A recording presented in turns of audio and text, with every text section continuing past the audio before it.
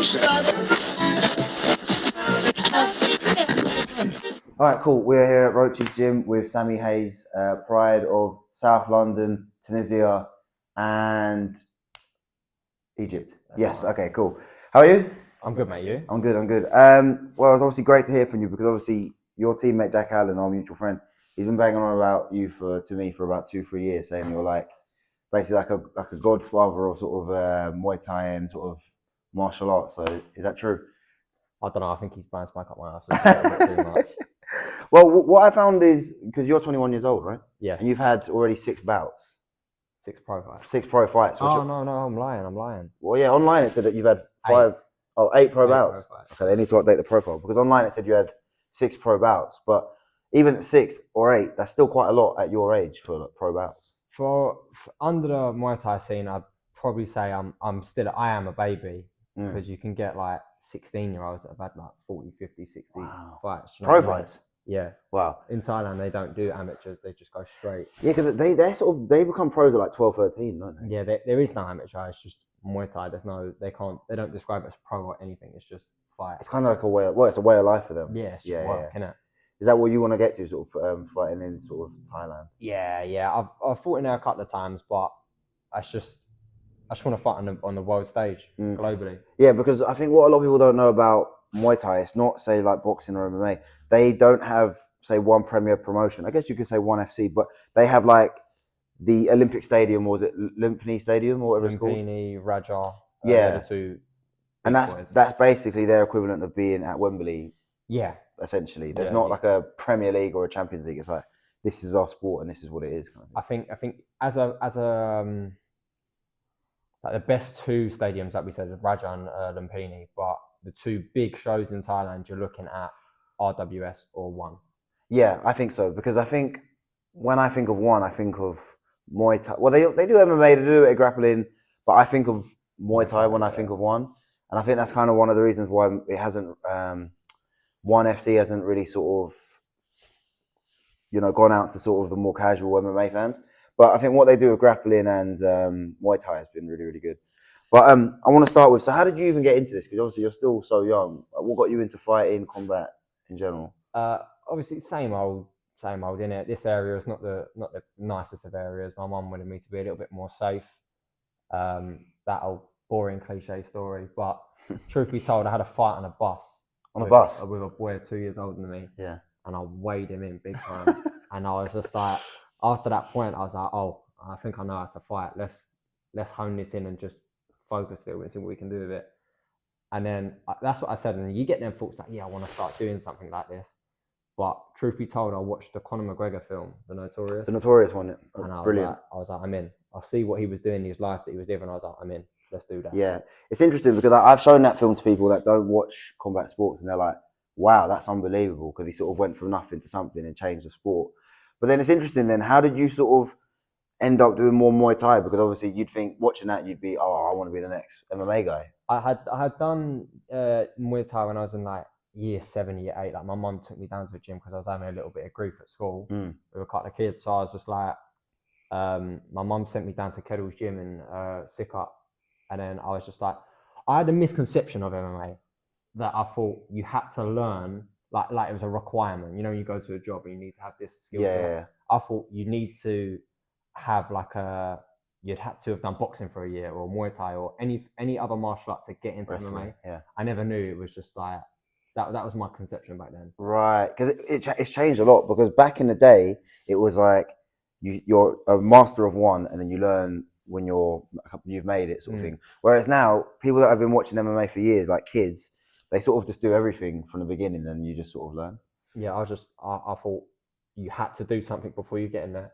And it's like something I kick myself for now. But I'd done Muay Thai for quite a little bit and then we had like an MMA coach come in here and I did it for like 2-3 weeks and I enjoyed it, but I was just like, yeah, this ain't it.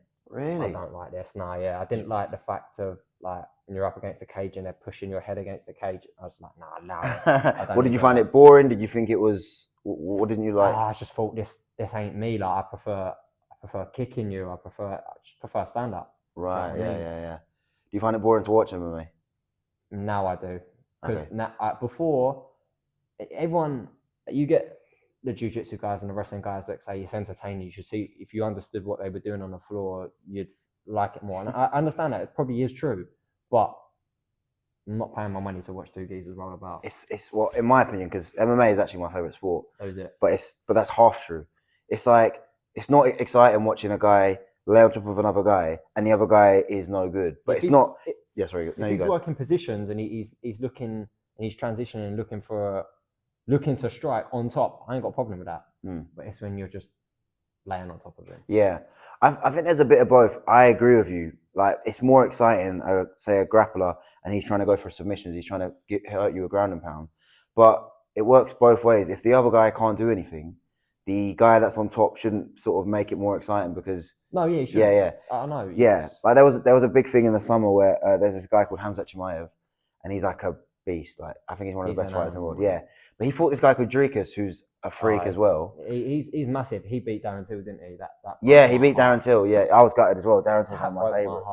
And you got to think Dricus is one of the best middleweights in the world, and he's just completely neutralized him for 22 minutes. I thought it was exciting because I'd never seen Dricus like that before, but a lot of people complain that it was boring. And Hamzat's usually really exciting, and yeah, I get it. It's sort of there's winning, and then there's like, well, I don't want to watch a guy just sort of dominate somebody, sort of thing. I don't mind that, but I prefer it when someone is actually looking for the finish, is what I think. I think it's what we've been installed in. We've watched, if we've been in school and we've watched people have a fight and you see them get each other in headlocks, and that's unbearable to watch, isn't it? Yeah. Like you just want to see someone get hurt, and that's actually quite a terrible thing. We are actually quite, as a species, we're actually quite bad. Yeah. You just want to see someone get Well, hurt. you're right. I think you're a fighter, but as a fight fan myself, we're so sort of desensitized to sort of violence. But when you see a crazy knockout, you're like, oh my God, that was amazing. Sort of. You don't ever think, oh wow, is he all right? You do sometimes, but you're more thinking, wow, that was so exciting. Yeah. To be fair, I actually hate watching fights in real life. Why? The amateur fights, I don't mind. It's when it's bare shin. Bare shin, yeah. Oh man. Keep going. When it's bare shin. What do you mean? It's obviously when I'm doing it, I can't feel anything, and you're not listening to the. Oh, all right, shin to shin. I don't like that. Like when I'm watching C-class and above Muay Thai fights, I'm cringing it. I don't like it at all. Yeah. In Thailand, man, them Thais, like they kick hard. When you hear a clean check, I'm like, oh. I know that hurts you. Horrible, I know that hurts you, and I can relate to them. I know what they're feeling. So do you not like doing leg kicks and stuff because it's so painful? No. When I'm doing it, you don't feel anything. I don't care. I'm not thinking about that at all. Well, then surely you would just think, well, I know he's not feeling anything because I know I feel the same way. Yeah. I'm not really thinking that deep into it. It's just like, it makes you sort of wince a little bit. I went to RWS last year and I watched this geezer get head kicked unconscious. Like it was bad. It was like. Yeah. And he was unconscious. It was bad. It was really bad. There are some bad knockouts, and you think like, "Wow, that was really brutal," sort of thing, and then you just think, "Damn, like that's actually." I'm not. That's why I know I can never be a fighter. Like I'm not built for that kind of life. Like people are just fighters are just wired differently. Do you know what I mean? I don't know. It's just you just get desensitized to it. Like we said, with watching it, you get desensitized to getting punched in the head. That sounds absolutely stupid. But it's right. It's right. So I can only imagine if you're training every day, you're like, oh well, I got punched, and like sometimes I hear fighters say, oh yeah, I was in the gym. Yeah, I ended up swallowing loads of my own blood, and my teeth was a mess, and I was dizzy after. I'm like, that doesn't sound normal, but it is. He enjoys that. Yeah. Fighters love it. That's why they always come back. They love the highs, sort of thing. It's mental. Yeah, so obviously you're focusing just on Muay Thai. Would you ever sort of consider doing other martial arts like boxing or? Yes, yeah. That's I'm a strong believer in, like, obviously I coach as well as fighting myself. I don't think it's fair for me to corner someone or educate someone on something that I haven't done in the ring. I can say I've boxed or I've wrestled with people in the gym, but there's a difference between doing it in the gym and fighting. Yeah. So eventually, when it's all wrapped up, I'm still learning my trade. Basically, this is a trade to me. At the end of it, if I open my own gym in the future or something, I want to have said that I've had a couple of fights, whether it's amateur boxing or pro boxing, definitely an MMA one down the line. Okay. Even though I just ridiculed it. Oh yeah. K1 as well, kickboxing. It's got to be done. I've got to do a little bit of everything, got to dabble everywhere. Well, that seems like the most natural transition, K1 to sort of Muay Course. Thai. Okay, that's interesting. Interesting then. So you're already thinking ahead in the future. You want to be a coach. You're thinking more about that instead of your own sort of pro career already. No, I've always said my career comes first. It will always come first because that's the whole reason why I got into this, to be a world champion. There's nothing else. So if I can make myself a world champion, then I think it'll be even better for me after to make other people world champions. 100%. Well, I think that's already a good mindset. You're already thinking like, how can I give out the advice if I've not already done it? But in a way, you kind of already have done it. I'm not saying you've got to the heights that you want to get to, but you've already said you've had 8 pro fights. You've had probably God knows how many amateur fights. Really, you already have done it. But I do agree with that kind of mindset. You're thinking, well, it wouldn't be right for me to sort of do it if I haven't done it myself. Yeah. I want to, by the end of my career, I want to have at least 100 pro fights. 100 pro fights, and that's across all martial arts. No, Thai. Oh, okay, fine. Because there's only like a handful of people that can say they've done that. Yeah, there's a few actually. Like, you're right. There's not many. Like Israel Adesanya, obviously he was a world champion kickboxer, but in 2020 he had his 100th win across all sort of martial arts because he had like boxing wins. I think he had a few Muay Thai fights, majority kickboxing fights, which is just crazy when you think about 100 wins. Is nuts. That's mental. Yeah. But the life of like a Muay Thai kickboxing fight, I think they fight more regularly than anybody. Yeah, Muay Thai fights especially. Yeah. Especially the kids, like in Thailand, they could fight every other week. Brutal, isn't it? Some of them, if obviously they fight for a living, like it's a job for them. Some of them get bashed up on Monday and fight on Thursday. Like, how do they do it? Is it okay? So explain to me, people that don't know as much, when it comes to Muay Thai. What is it like when it comes to rounds and time length? Is it different for different ages? And yeah, so if we're going off the Westerners and us in the UK, we have N class, which is novice class, which is amateurs. Okay. Yeah. Where we have the thin shin guards, so we're still protected. Yeah. And of recent years, we started adding elbow pads. Okay. Yeah, and then rounds are either, depending on the age, either 5 1 minutes if they're kids, or 5 1.5 if they're adults. Okay. Headshots. Then you move up to C class, which is where you take the shin guards off. And now, obviously, of late, they've started changing the rules. They started adding elbow pads in a lot more, so you can elbow now. Yeah. Before, when I was starting out at N class, it was just shin guards. So it's basically kickboxing with a clinch. Yeah. That's basically how I saw it. And then you go up to B class, where you've got the elbow pads and those shin guards, knees to the head. Yeah. And that's 5 2-minute rounds or 3 3-minute rounds. Then you've got A class, which is full professional rules. Yeah. Everything goes. And at that level, is that's still 5 2 minutes. No, A class is 5 3 minutes. 5. So if it goes the distance, it's a 15-minute fight. Yeah, long. That is quite long. Cause that's like it's like a 3-round MMA fight. Like it's long. 5 minutes, isn't it? Yeah. Okay, so do you think that's probably why they can fight so often? It's still brutal, but if they're shorter fights, you're thinking, oh, well, I could fight again on Thursday. Do you know what I mean? Yeah, I don't know. The damage you take, like the damage I took from my first fight about shin guards, like I knocked the boy out in 1 minute. This was in Raja, I fought at Raja. Yeah. And I'm telling you now, like I didn't check a kick, or I took 2 or 3 low kicks tops, and I was walking dodgy for days. Yeah. It's retarded. Was your leg like properly swollen up? No, it weren't even swollen. I was looking at my leg and fine, bro, but I just couldn't walk. Yeah. Like, it was this leg, and he didn't even chop my leg. He was just touching it, and it was hurting. Do you know what's funny? Because when you're watching fights, you see someone kick a guy in the leg. You think it doesn't look that painful, but everyone says it's like awful. I did a PT with one of my juniors. Yeah, he's 12 years old, and we've done some boxing, and I told him to whack a low kick, and we didn't have shin guards on, but he whacked a low kick in it, and I was thinking, oh my god, 2 more of them, and that's me over. Yeah. I was thinking, yeah, you need to start blocking a little bit more. It's just no joke. You can't take them when you're watching it with the adrenaline and stuff. It backs you up a lot, but like if you're actually watching it and you see 2 or 3 hard low kicks go in, you know he's not far out. Yeah, he's not far till it's over. You can fight through it because I guess when you're fighting, you're thinking, because the adrenaline's so high, you're like, I'm just gonna keep going. But then you're right. Sometimes your body just gives out, and it's just absolutely insane. No, like in my last fight, I fought for that belt up there, the black one. Yeah. Is that the Ronin belt? No, the Ronin's the silver one. I had the black Clash Championships. Oh, okay, yeah. Quite a nice belt. Yeah, they took inspiration from the Channel 7 belt. Yeah, they're quite nice. They're like old school, but they got like a new sort of look. Yeah. Sorry, go on. My opponent, I saw he's got like a kickboxery style, but fights Muay Thai. Okay. And our goal was to car kick shit out of him because in Muay Thai, it's starting to become a little bit more of a thing now. People are car kicking more. and the way his stance was, he didn't really block kicks much. I was like, I want to calf kick him. Yeah. And I was calf kicking him. All of a sudden, he started calf kicking me. Oh, bro. I got back to the corner in like the third round. I was like to my boss, like, this ain't good. Like, this is hurting. Now. It's not hurting, but it's like, it just feels like it's dead.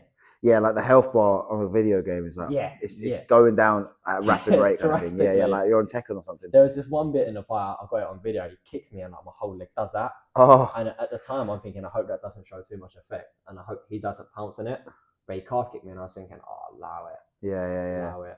Oh my God, how do you even mask that when you're in a fight? You're thinking, oh, just stone poker face kind of thing. You got to build your poker face in the gym, innit? Like, because it's crazy though, because you have to hide so much in a fight because you can't show like any weakness, because you just, like you said, you don't want to let them know, oh my God, my legs hurt, because they're just going to keep going after it kind of thing. Yeah, I don't know. Like, I haven't been in a position in a fight where I'm in trouble. Like, I'm hurting. Yeah. Like, I've been in fights where I'm absolutely exhausted, and it's like, oh no. Yeah. Looking at the timer and things like that, but I haven't been hurt to a point where I have to like hide it or things like that. Like, obviously, like I said about the calf, that was causing some issues, but it wasn't, oh my God, don't do that again. Yeah. I've been hit with a body kick. What was that like?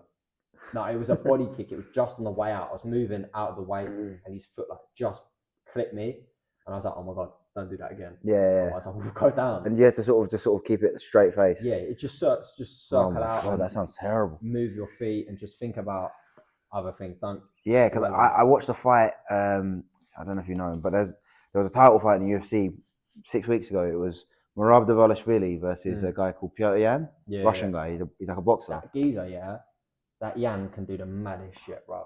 He's one of the best fighters in the world. Like, he's good at everything, but his boxing is unbelievable. But he's just good at everything. He's well rounded. He's one of the most skilled fighters, like with the modern era of MMA. But I don't know if you saw their first fight, this guy Merab. No, I didn't. And Merab's he's a freak. Like, he's from Georgia, and he can wrestle all day. Like, mountain guy. No, he is from the mountains.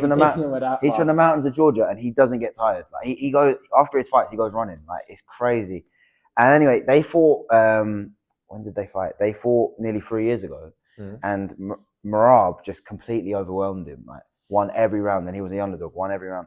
And with this fight, Yan turned up, and there was a moment in the fight where Yan hits him with a body shot, like clean left hook to the body, and he goes. You hear it on the TV, Merab go, like it hurt him so much, and he was trying to smile through it, but it just looked. And I'm just like, these guys are so tough to just sort of go through that. It's horrible. When you get hit with a body shot like that, and you just go or you wince or anything, that's not like, that's impulse. That's just your body reaction. You're a human at the end of the day. Sometimes you just cannot stop certain. And I've never seen that in a fight where I could literally hear the guy yell out, like in the middle. It was actually nuts. It was crazy. And Merab is like one of the toughest fighters in the world. Doesn't mean he's not tough, obviously. He's a human, do you know what I mean? But it is crazy. It is crazy. I was going to ask, so you fight at 128 pounds? Yes, 128. Or do you do it in kg? We do it in kg, 57 to 59. I fight. Yeah, that's about 120. Yeah, that's like 130 to 128. Yeah, okay. So that means, what do you walk around in like regular everyday life? Like 140? No, I'm small. I walk around at like 135. Oh my God. Maximum. So that's how much you weigh right now? Maximum. 135. What we looking at? That's like 60. That's less than 10 stone. That's 9.5 stone, basically. Yeah. No. It's just over. It's got to be. I walk around at. Well, 9.5 stone is 133 pounds. Yeah. So just maybe a little time, 1 pound or two over. 63 kilos. No more than that. Something like that. Yeah. I'm not one of them guys. I can make 55 kilo, like, but all these people that are just kidding themselves to make weight or just looking like a fucking boiled chicken at a weighing day. They look horrible. Behave, man. That's not what it's about. Like, so how many? So okay, so if you're only cutting like 5 pounds, no, that must be like a breeze for you, really. Yeah, it is. Because you must have a bath and you're ready to weigh in. I don't cut water. I just diet. Yeah. Oh, you diet? I diet and lose as much body fat, and I look like. But you're quite a lean person, so like, what fat do you kind of have to lose? It's literally, God knows where it comes from. I've got the best nutritionist in the game. He is the guy. But we lose the weight. We're comfortable, sitting good, maybe water load, and then if I need to sit in the sauna for about 15, 20 minutes to lose 0.2 or 0.3. But that's nothing. At that point, that's absolutely nothing. nothing. Yeah, I go to sleep and wake up the next day and I'm fine. yeah. But I know boys that one of my opponents, I was told, walks around at like 73 kilo and cuts to 58. That's ridiculous. Like, that's really bad. It's unbearable. It's unbearable. Why would you want to do that? The thing is, I do get it because you get a size advantage, but at the same time, you're losing so much weight. It's so bad for you, depleting yourself. And there's a good argument that you can't take shots as well when you've lost so much weight and water. And it's so bad for your like insides. Eventually, it catches up with you properly. When you're older, it's got to do some damage to you when you're older. It does. There's less water there's literally less water in your brain. Yeah, like it's really bad for taking shots. Like I don't cut mad water. I'm here to fight, innit? Like I don't like to do that. I want to enjoy my training. Of course, it's unbearable. It's hard. It's tough. It's grueling. Yeah. Yeah. At points, it's like it is unbearable. But I don't want it to be even more unbearable because what I'm putting my body through. It's kind of the fight before the fight. Like why you don't want to do like that to your body. It's just so horrible. If people was on it and somebody said, "Let's do it. Let's just wake up and fight at the weight we walk out," I'd do it. O'Malley spoke about it on a podcast. I don't know who it was.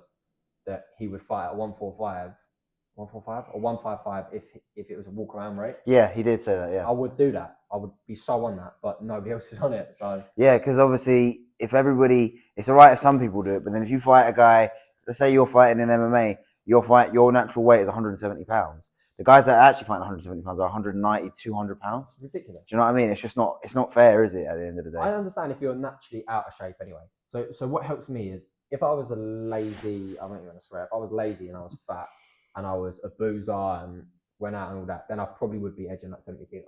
But I'm always in the gym. One, it's my job, and two, even if it wasn't my job, I'm always in still the gym. 70 kilos not heavy. Not a heavy person though. No, it's not. It's not. But still, like what, 150 pounds? You'd have that puppy fat. And yeah. I have abs all round, and I might layer a little bit of body fat over.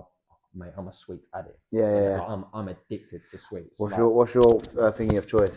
Oh, anything and everything. I like me a jelly tot, innit? Really? You know the round tree. Yeah. They are nice. Pack it in. Do you know what they do? These really good ones. I think they're at Lidl or Aldi. Yeah, and they have like all of it. They have. I don't like the cherry one, but they have orange, raspberry, lemon, and strawberry. Mate, I could eat a whole bag of them. Wow. It's like, have you seen those, the squashy bag? You know those like pink. Mate, I could eat packs of those. They're so bad for you. Do you know I can't, man. I'm cutting weight now. Oh, sorry. I was fighting myself, innit? My girlfriend's got like a snack drawer. I was fighting myself not to look at it. I'll be lying to you. Yeah, my nutritionist will watch this as well. I picked up two what are they? Fruit pastels. The Frutellers. Yeah. I ate one because I had like still 100 calories left of what I needed to eat at a day. I can't hurt one. No, it couldn't. It couldn't. But it's about the mental fortitude. You know, McGregor speaks about it. Like, you know, when he says, if you want to go to bed at a certain time, go to bed at that time. If you want to wake up and train at a certain time, train at that time. Yeah. So it's about them little battles. So I had two. I ate one because I was like, oh, I don't give a fuck. I'm eating this sweet. Yeah. But when I had the second one, I went to the toilet and I was chewing on it and I was just like, oh no. And I just spat it out. Yeah. It's just that battle. Like, I'm actually a crackhead for sweets. It's actually really bad. It's actually really bad. Well, everybody's got a vice. Do you know what I mean? The word you could have a lot worse ones than sweets. That's what I'm saying. Yeah. Like, I know boys that are proper boozers and that they're dying in camp because they want a beer. That is probably Jack, to be fair. Jack entirely love a beer, but it probably makes it worth it just to have it after, kind of thing. Yeah. Oh, mate, they've said it's sweeter. That's all my pals have said that drink the beer after you. When you have a fight, is unbelievable. Yeah, because Michael Bisping, he's like the first UK UFC champion. He said that what he would do is like similar to the mental thing. He would be dying because he would really want to have like a steak or eat where his mates were eating with him when he had the fight week. But he said, "No, I want you to eat in front of me so that it's sort of I want it more." After, yeah. And he says so I have more like desire to go out and win, kind of thing. It's just little 1%ers that come into fighting. Do you know what I mean? Like I get to points in my camps where. And I'm sure it's very common. A lot of people do. It's just like, oh, I'm over this now. Like, come on, let's just fucking fight now. Fight. It does get to that point. Well, how long do you do camps for? Like 12 weeks? Or was that too long? Nah, well too long. For me, I think it's different with everyone. I do, let's say it's an 8-week camp, but it's not 8 weeks of super hard crawling intensity. Yeah. Let's say 8 weeks, the first 2 weeks is, right, I'm just getting back into it. So you've got to pace yourself. Yeah, I'm always training, but training for fun. Like, I like out of camp. Life out of camp is good because I'm still training, I'm still sparring all the time. It's just more, I train when I want. Like, let's say I wake up one day and it's just like, you know what? Not today. Yeah. I won't train today. And then next time I train, I love it. And I'll probably get more out of that session because I'm enjoying it. Yeah. But then I do 2 weeks of, right, I have to train today. So I'm training, but it's not a super hard killer intensity. That after them first 2 weeks, because I believe that if you go hard for 8 weeks, you're going to get an injury. You're going to burn out as well. Yeah, you're going to burn out. You're going to peak too early or things like that. So 2 weeks to warm into it. You're doing light rounds of sparring. You're getting a couple of pad sessions a week. And then, so let's say the first 2 weeks is easy. Then the next 2 weeks, right, we're upping it now. Okay. It's getting a little bit harder. And then the next 2 weeks after that, no, that's long. Yeah. I'm approaching that stage now where it's hustle now. You've got okay, to so you think it's for you? It's harder at the end of the camp instead of the start. Yeah, so much harder because interesting. I stay fit all year round. No matter what, I run twice a week. If I'm out of camp, it doesn't matter. You're still running 5 miles twice a week, just to justify all the sweets that I'm eating. Yeah. But there's this 2 week period in the middle of the camp where it's hard. Like you have to hit it hard. And I'm at that stage now where I'm hitting it hard, working hard. And then the last 2 weeks, like the week before fight week, a lot of people say that should be your hardest week. Or I've had people tell me before fight week. Week before fight week. Okay, yeah. I think that's a little bit too dangerous. It seems quite close to the fight, doesn't it? Yeah. Obviously, I don't cut weight like that, so I can train up until the end and get where you need to be. Yeah. That week before, you're not going to get any fitter or any stronger in that time. You're not going to get 10% stronger or anything. It'll be maybe 1% at most. For me, that week before is sharpening tools. Right, so actual like technical stuff. I'm technical my whole camp. Yeah. Like it's not just work 1,500 kicks around. My work is really technical. Okay, yeah. It's all IQ for me. But we will be like the week before fight week is sharpening now. It's getting that game plan or whatever you want to do to a T. Right. And then on fight week, it's losing weight and it's more relax the body. The hard bit's done. The hard part's done. Yeah. Whereas everybody else on fight week's killing themselves and looking like a chicken to make weight. For me, it's right. We're losing a little bit of weight. We might have 2 kilos to go, but that's nothing. Like I know people that cut 2 kilos in a day. Yeah. I'm doing that over like a 3-4 day period. That's crazy. Yeah. So I was going to ask you that. So when it comes to your camps, then how much of it is conditioning focused? Because I know you train all the time, but then how much of it is like, well, I need to be fitter than I already am, sort of thing. How much of it is that? I've had so many issues, like mental problems. Like, I had a fight on my second amateur fight, and back when I trained at another gym, I was just looking back on it now. I was just lazy, man. Really? I was just lazy. I had my first ever amateur fight. Like I knocked the boy out of a head kick, and I didn't train at all for that fight. Right. Like, I was late. I was so lazy at the other gym, and it wasn't on them. It was just on me. Like I had to make a bit of a boot to get to the gym. Like it was a bit of a trek. Where was it? It was only Erith at the time. Okay, yeah. But which from here, like I'd finished teaching kids here, and I'd jump on a train there, and it was like a 45-minute train there. Yeah. And 45-minute back, and I was just lazy. Like truth be told, I was lazy. I was speaking to my boss the other day here, and I was saying the best and worst thing to ever happen to me was to knock my first opponent out. Because you thought it'd come easy, then you realised it wouldn't, and then you had to work harder. Yeah. Is that it? Is that all I have to do? Like, yeah. And then I did that in my next fight, and I was just like, I was so unfit. And then that weight cut, I didn't. It wasn't a weight cut in it, but I had to lose like 2 kilos. And when you have like zero understanding of losing weight, like you just think. Back then, I thought, don't eat, don't drink, and you'll make weight. Yeah. And I did. Bruv, if you can guess the first thing I ate after I made weight at my gym. McDonald's. No. I'm gonna say. It is fast food. KFC? No, I smashed a Domino's pizza. As soon as I got home from the gym after my weigh-in, had a Domino's pizza, and then the next day had like normal cereal, high sugar, just eating bare rubbish. It's a dessert, basically. Cereal is basically a dessert, yeah. Pretty much. And then I had a foot-long Subway sandwich before my fight. So you had Domino's the night, and then you woke up, you had like Weetabix or Shreddies or something, and then you had Subway in the morning. Not in the, it wasn't in the morning. It was Lunchtime. like lunchtime. Yeah, before my Oh, fight. that is hilarious. And I gassed out so hard in that fight. And you think it was because of that? So no, it wasn't because of that. It was because I was lazy, bro. And I was trying to punch the head off him. Yeah. Obviously, because I just knocked someone out. I was like, yeah, let's do that again. You were loading up, sort of thing. And in that first fight, I was so calm. Like, I've never ever been that calm before a fight and won. Well, it's probably good that you went through that. You're like, well, I can't get away with that again. Yeah. Sort of thing. And every camp now, or up until the past 2 camps, it was just like, am I fit enough? Am I fit enough? I'd always question myself. Yeah. It like it traumatized me, like, because the way I felt after that fight, the exhaustion I felt in that fight, I was like, I never want to feel that again in my life. Yeah, because I've heard so many fighters say it's the scariest thing in a fight because, like you said, Sean O'Malley said this so many times. He was like, my cardio is so good because he said getting tired in a fight is the scariest thing because there's literally nothing you can do. No. Yeah. So what do you eat now when you make weight usually? Is it just like maybe like a salad? Or? No. I eat a lot and a good amount thanks to my nutritionist. Like I recommended someone I know to get a nutritionist and a couple of my fighters because a nutritionist, you can get the most out of your training. Yeah. But before I make like this Weetabix cheesecake, it's fucking unbelievable.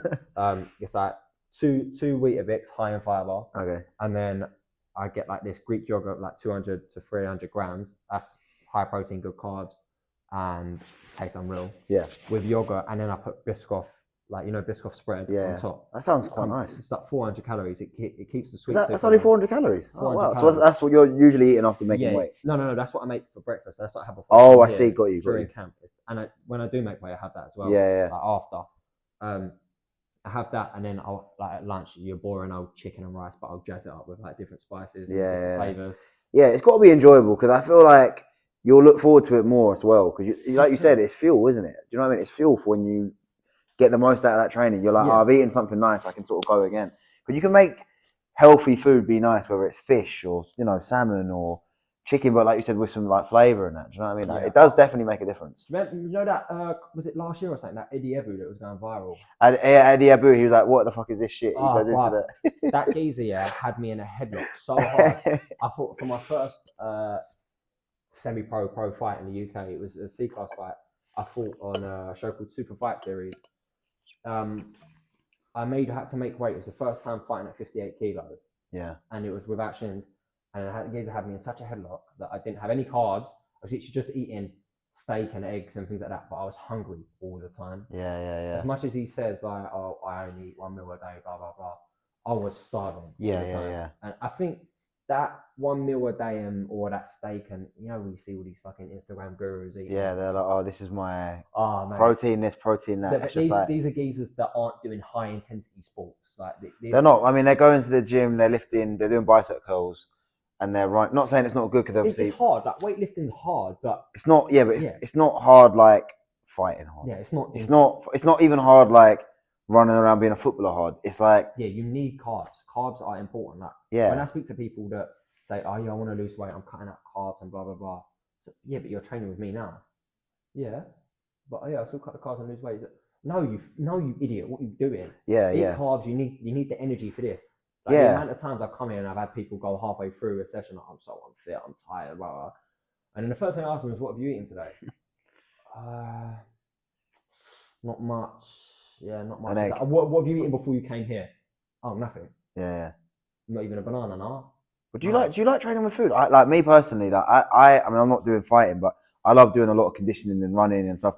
Me personally, I like yesterday morning, I got up early, went gym, went for my run.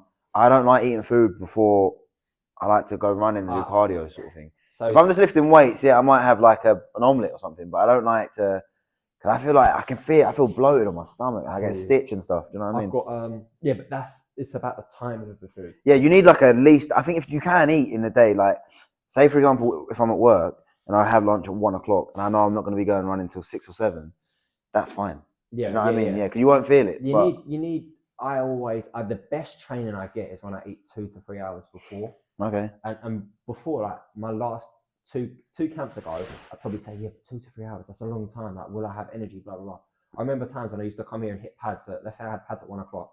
I'd have like steak and eggs and rice. Like say it's 1 o'clock, I'd eat it at like 12:15. So I've only given my body like 45 minutes to digest it. And I'd be training on that, and I'd gas up very quick.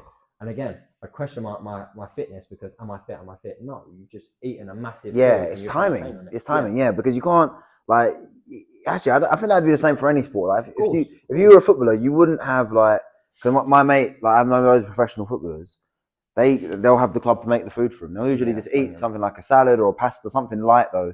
But they'll have it like 4 or 5 hours before. You wouldn't, yeah, like you said, you wouldn't have it like an hour before kickoff. No, Do you know what I mean? it's so stupid. Like, then this is what I mean. Like, I know a lot of people, and I used to get jealous of people that would go straight from amateurs and go all the way up to pros and things like that. And for me, like, I have a lot of people ask me, like, why are you not fighting full Thai rules yet in the UK? Like, I fought full A class rules in Thailand. Yeah. But it's like in the UK, the reason why I haven't done it here is because I haven't got much experience.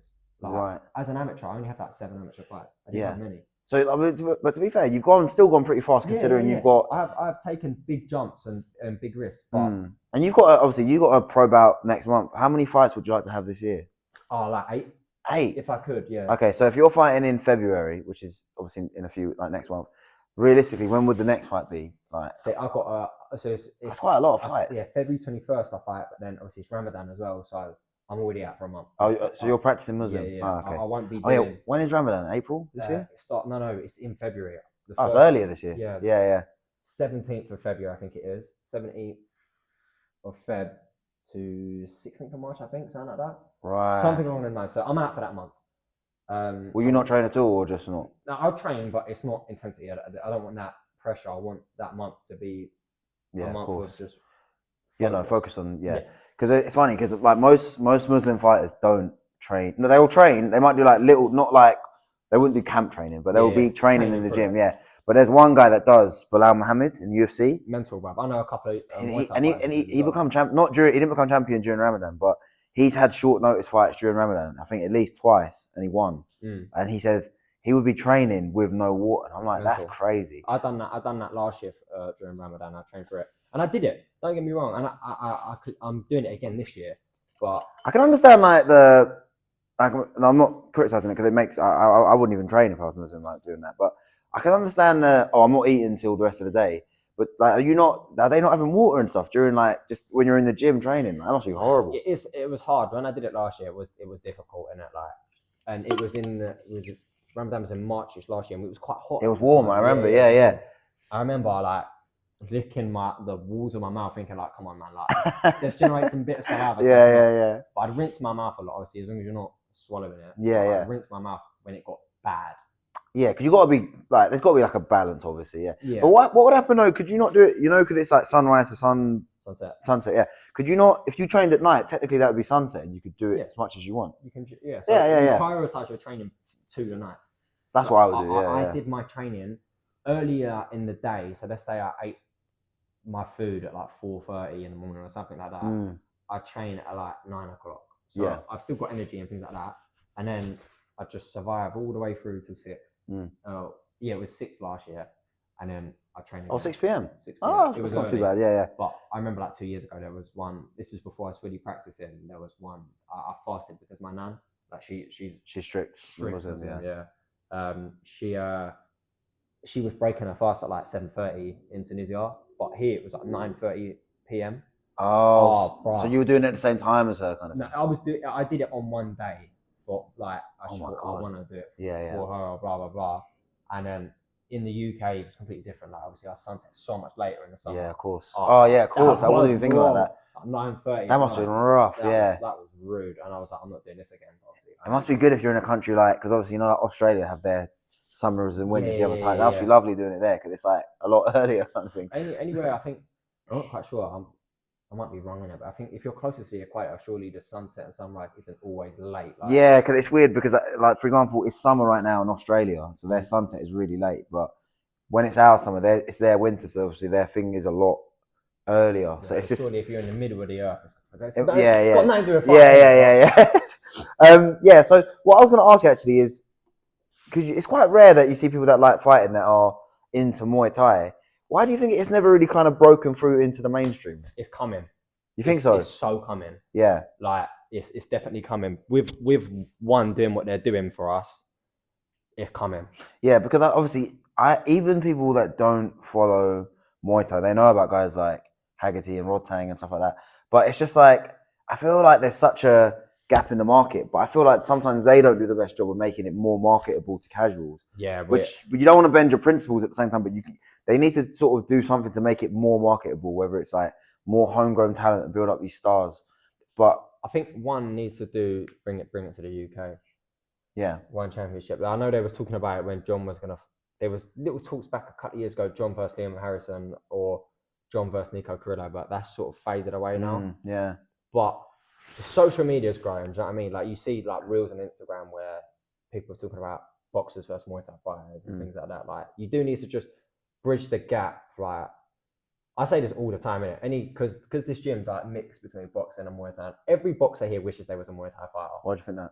Because they just do. Like you just do. Like you watch, especially my kids and things like that. Like when I walk past the bag, I always kick it. Like I just can't not kick the bag. Yeah. And every time obviously they're kids and they're impressionable, but they kick the bag as well. Yeah, they want to do it. And then adults as well. They want to kick the bag. You can see that because a couple of them do just kick the bag or elbow it or something. Yeah. Get some balls, bruv, and do Muay Thai. That's what they need to do, bruv. People. So I'm surprised that you're not more into MMA because you can sort of do everything. Yeah, I don't know. It sounds like you'd like it because obviously you've done it, you've trained. I'm sure you can grapple as well, and you're used to clinching. So I feel like it kind of would be a natural progression.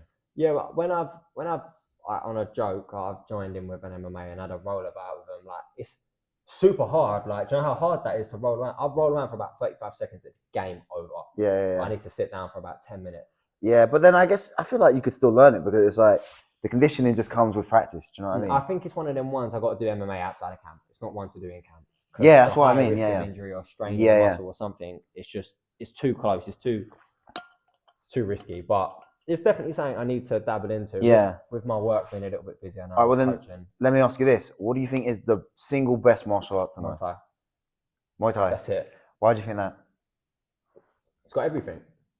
Everything. Knees, elbows, kicks, punches, clinch. That people think like. Truth be told, bro, there was like, I've seen reels on Instagram and things like that. People saying, "Oh, what's a Muay Thai fighter going to do in a street fight?" Blah blah blah. What they can't kick me in the head there. Saying, I'm telling you now, I'm throwing a kick in a street fight. People say, "What if the floor is slippery?" Bro, I'm not retarded. I'll drill you so hard in your leg, you'll be questioning what is going on with my leg. Why is it not working no more? Yeah. And then I'll let my hands go. Like people think Muay Thai fighters are just I'm gonna stand there and tap my leg and try point score with you. Like, no, I'm still going to throw punches. I'm going to headbutt you, and I'll bite you if I have to. Yeah, it's kind of, Muay Thai is the best. It's the best. It does everything. In a way, it's kind of a silly question. Oh, what is the best martial art for a street fight? Because if you're a trained fighter or a trained martial artist in any combat sport, and you're fighting a person that isn't trained, you're gonna beat him whatever you can beat him with. Yeah. It's more which is the best really for. It's even a silly kind of a hard question when you say what is the best for MMA, but you need everything to be good at. There's not one guy who's a champion in MMA that can only box or can only wrestle or can only do jiu-jitsu. You need to be good at everything anyway. You just like some are just not more effective than others, but yeah. It's one of them ones like a street fight again. Any smart fighter, it don't matter what sport you're in, will just avoid it at all costs. Yeah, no, exactly. Like I haven't had a fight out of the gym or in the ring since I started. Because you don't need to. I think a lot of fighters, because they can fight, they don't need to prove themselves. Just a security. It's just like, oh, what are you going to do? Like, it's a stupid thing to do. Like, and one thing I've noticed, I mean, I'm not a hot-headed person, and I've only done like 1 or 2 boxing classes, but I would never start a fight anyway. But from watching so much fighting, you don't know who can fight these days. Like, you see a guy who's like a little guy, you think, oh, he's a geek. If he spoke to me in a club, I'd knock him out. But that guy could probably end your life. Like, you have no idea. That's what I'm saying, bro. People look at me, bro. I am not an intimidating person. Yeah, they think, oh, well, he's skinny and stuff. Skinny, tall guy. Like, what's he gonna do? Like, I'm not even tall. Like, just an average kid. That's it. You're gonna look at me. And but then, if you fought 99% of the population, you'd knock them out. That's what freaks me out. Yeah, freaks me out because, I mean, when was the last time you got punched in the face? I've never been punched in the face. I got punched in the face last night. What? Why? Sparring. Oh, I thought you meant out on the street. No, okay, yeah. When was the last time you got hit in the face? Never. That's what I'm saying. Like, if you can go to anybody in the street and I go, maybe 4, 5, 6 years ago, like us as fighters don't actually realize what we are capable of. Mm. Like, yeah, it's dangerous. Yeah, people. I hear I've read something on Instagram saying like the average man like overestimates himself by like what, 1,000 I pounds or was something just like about to say that everyone thinks that they are a better fighter than they are, like regular that. people. Yeah. I'll just see red. It's really not. It's actually that's why it's just so dangerous. It's just like you don't know who you're speaking to, whether they can fight or you can't fight or whatever. You don't really know. Like you could be getting yourself into sort of life changing No, I was in things. I was at Rajadandan last year, Yeah, and I went to watch it with my cousin, and he'd done that's like Thailand, isn't it? yeah, he'd done like the most minuscule bit of training in his life, yeah. But he's been to the football, he's had a couple of tear ups and blah blah blah. Yeah. And we was watching a fight, yeah, and it was just a 15-year-old versus like some 24-year-old or something, and the 15-year-old got weighed in. Don't get me wrong, but my cousin was like, I'd smash that kid's head in. I was like, no, you wouldn't. He was like, you're telling me now I couldn't weigh that kid's head in. It's like, I'm telling you now, you could not do that. And people just don't realize what they're dealing with. It's like one feint and you're doing that. Like people, if you've never, what's difficult with that is because people watch a lot of fighting, they think they know what they're talking about. And you don't. Do you know what I mean? Yeah. Like, I fall into this trap as well. I watch football and then see, how have you missed that? How have you missed that shot? But if that was me, bro, I would have skied it. I don't know what I'm talking about. Yeah, no, you're 100% right because there's sometimes where I know about fighting from watching fighting, but I would never be like, oh, he should have. I mean, some things are obvious. You're like, oh, he could have done this, he could have done that. But I would never be like, oh, well, he quit there, or this guy, he should have done that, and he's not. Do you know what I mean? Because just from watching fighting, you know how tough these people are. These people are superhuman. Do you know what I mean? It's just a different world, and you're right about people that are fighting in real life. Like you don't know how unskilled and dangerous it is. And you're right about the football. Like I've seen my mates who are like football fans, and they're like, "Oh, we saw a fight at the thing," and I'm like, they don't know anything about fight. It's so dangerous as well. Like people have no idea like how and obviously when it comes to professional sports, people are putting their lives on the line every time you go in there. Obviously, I'm not a boxer in it, but I watch boxing. I understand striking, I understand range, I understand feints and ring control and things like that. And I was watching the boxing. I hate watching boxing with my family. Why? Because they have no idea what they're talking about, and I'm taking it super dead serious. And I was watching Usyk versus Dubois in Tunisia. Oh, what a fight! Yeah, I was watching it with my family. We was watching it in the bar, and they were like a couple of people, and people that don't do it were saying, "Yeah, Dubois gonna do him." I was thinking, I was just like, please be quiet. And then because when you hear the connection of a glove hitting a glove, like someone's got their guard up and you hit their glove, like people think, oh, he's hitting. Yeah. Please pack it in. Stop. Like I get secondhand embarrassment from people like commentating over a fight.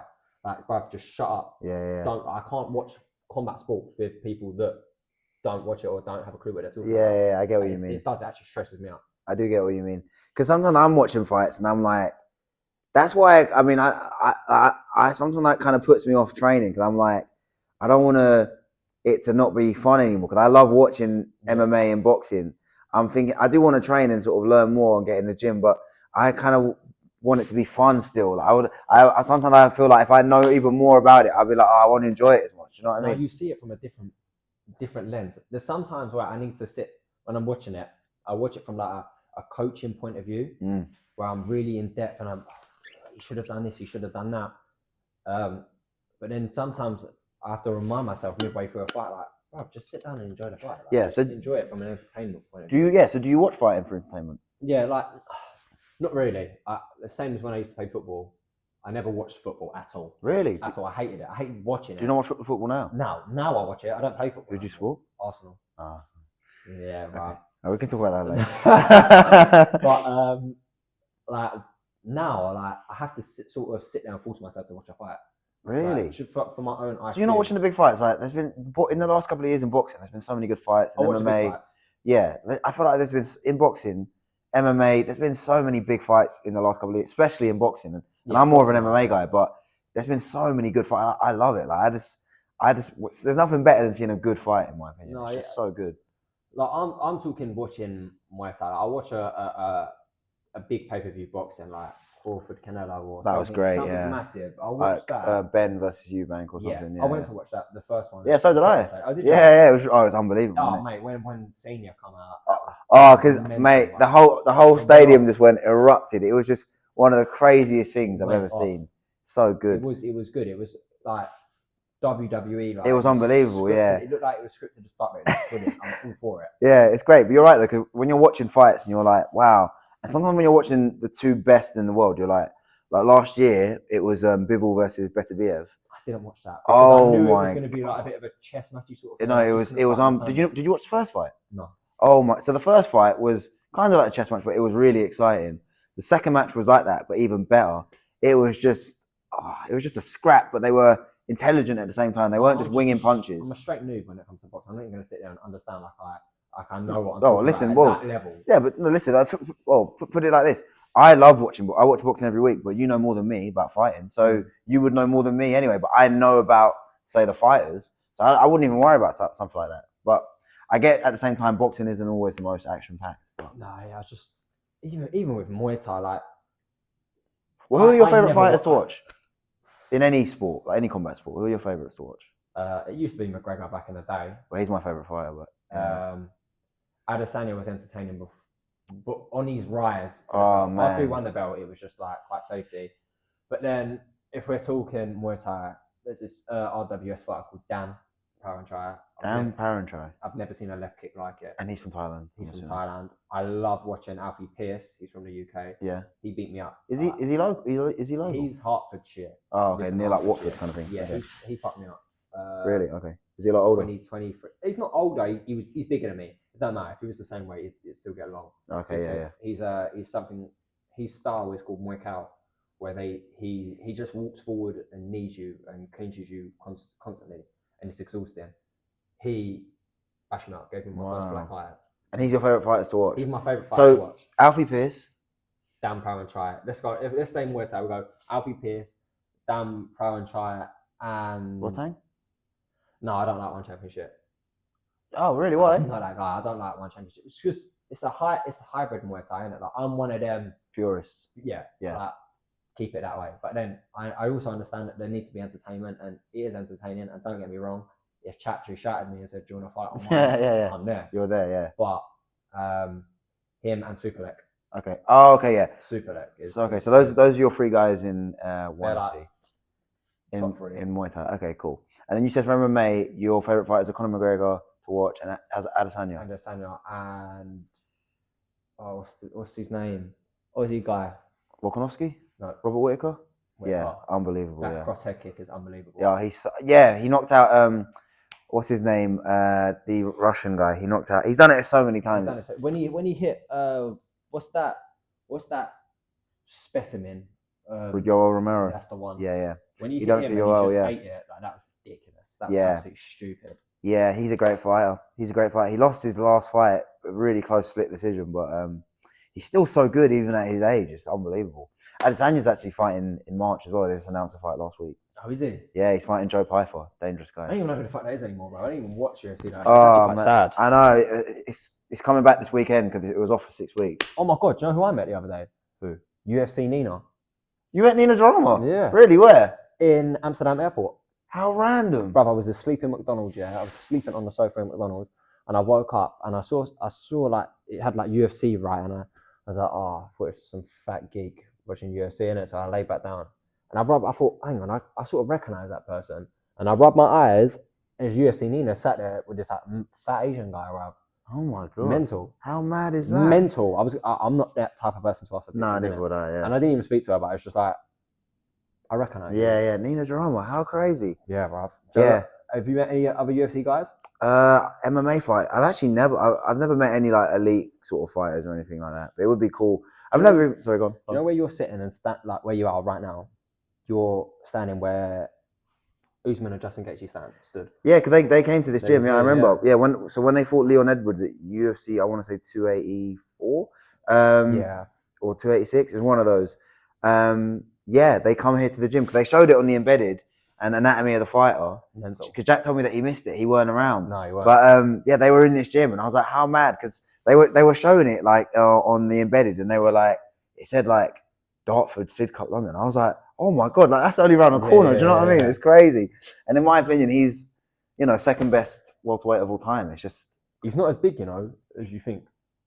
yeah, I've heard people say that, but He's not that big. he looks like He looks massive. like a light heavyweight. On TV, bruv, he looks huge. He's like because he's built like an action figure. Do you know what I mean? He's massive. His legs are nothing though. Yeah, His legs are like he's black. He's black. I mean, black guys have always got tiny legs.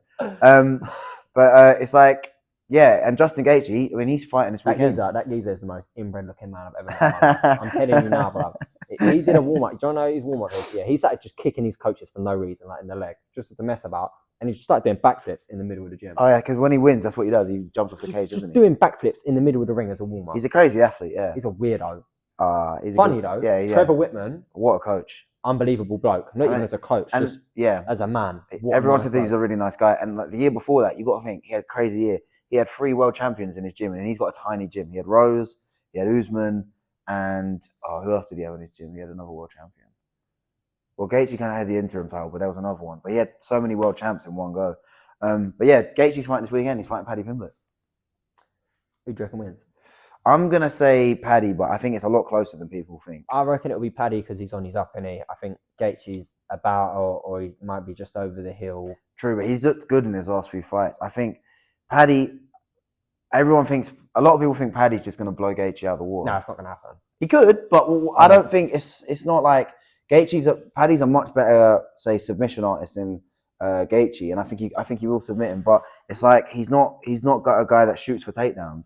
And Gaethje's a much better guy on the feet. How is he going to get him to the ground? He's going to have to maybe get his back, get him against the cage. And, you know, Justin is one of those guys. He will eat 2 to hit you 3 times. Like, he doesn't care. Like, so I don't know. I think it's going to be chaotic, but we'll see what happens. Yeah, he's a weird one. Yeah. I won't keep you too much longer because we'll get out of here. But you're fighting in February on what promotion? Is it Combat Stage? Combat Fight Series. Combat Fight Series. Where is that going to be? Where? Seven Oaks. I've never heard about fighting in Seven Oaks. Local. It's a local show. It's a Seven Oaks Sports Centre, I think it's called. And are you the main event? No, I am there or thereabouts, somewhere around there. Who's the main event? They've got someone fighting for a WBC title. Oh, really? So and it's just Muay Thai. It's not like a mix. Muay Thai and kickboxing. Muay Thai and kickboxing. Okay, cool. Where can people follow you and stuff? On Instagram, Sami Hayes with 3 underscores. Okay. And then, yeah, that's really it for social media, isn't it? Yeah, that'd be cool. And I do want to come to one of your fights one day because obviously I've seen Jack fight before. I was meant to see one of his last fights like a year or so ago, but I couldn't make it. But I would like to come see it in person again. Come down, mate. I'm trying to get Jack to fight again soon. He's fighting in Thailand, but because he had an inter fight like a year or 2 ago, didn't he? Yeah, I want to see Jack fight in the UK after he's been to Thailand.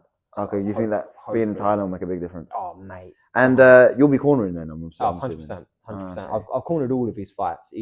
Jack's really been unlucky with his. Do you know what I mean? Decisions. The first guy he fought was a more experienced guy, and he was just a couple of left kicks away from winning. Jack that's the fine margin of fighting, isn't it? It's jarring for him. And then his second fight, he got unlucky, but it's all good experience. So I'm real experienced. But he's got a big fight coming up, and he's going to win that. Cool. And when he wins it, it's going to be sweet. It's going to be nice. We'll be there to watch it. All right, guys. Thank you, Sami Hayes. Thank you. Cool. Thank you, mate. Cheers. That was really good. That was actually really good.